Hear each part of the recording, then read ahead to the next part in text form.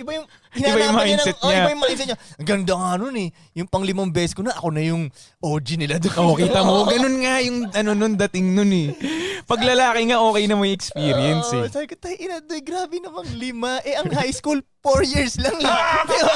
Tsaka panis ko sila, Frank. Frank, sabi ko nga eh, Koy, di ba sabi ko, panis sila sa akin, ako 4 na beses nakapag-JS prom. Sila 2 beses lang. Di ba? Hinanapan niya ng good side talaga. Sabi niya, ayos lang. At least 4 na beses ako nag-JS. Pero wait, Hinanapan may niya. tanong ako, mate. Kung ibabalik Okay na lang. hindi ka magiging repeater ng 5 beses, gagawin mo ba o hindi?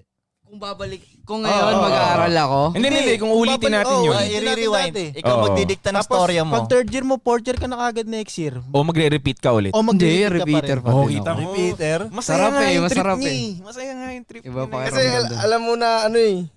Ngayon, hindi kailangan yung school dati eh. Oo, pwedeng ganun.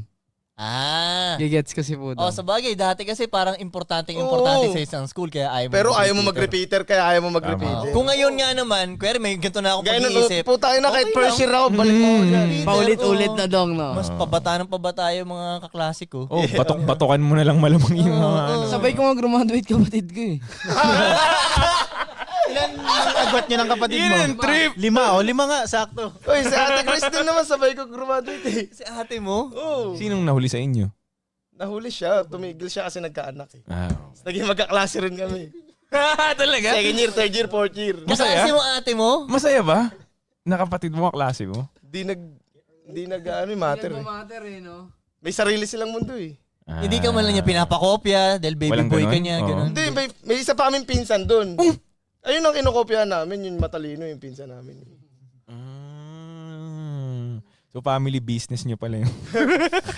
Isang beses lang doon nag-react ako kasi si Ate Grace parang ano siya nung time na yun, yung officer. Tapos yung mga ganun talaga sa room. Yung Yung ganap na ganap. teachers, Ganap na ganap. ganap po Oo, yun, ganap na ganun. ganap. Tapos yung parang galit siya, nagpapatahimik siya. Sabay, ano nang bato ng ballpen, tinamaan talaga sa mata yung binato niya. Matay, ganyan. Tapos galit na galit siya. Ay, nung una pala, pinaghihinalaan pa ako. Sino bang pinupormahan mo dyan sa dalawa? Pinaghinalaan na. Yung mga kaklase namin. Na. Kasi lagi, nung mga transfer kami dun eh. Oh. So, lagi ko lang dinidikitan yung ate ko at yung pinsan ko, pares Akala nila babae. pinuporma mo. Pares babae yun. Oo. Ngayon, nagtataka yung mga teacher na, yung mga ano. Sino bang pinupormahan mo dyan sa dalawa? Hindi, ate ko to, pinsan ko to. Gulat talaga sila eh. Ano yung pakiramdam na may kaklase kang kawag-anak mo? Hindi ko, Oo, wala akong rin. idea Pero sa hindi ganun. nagmamatter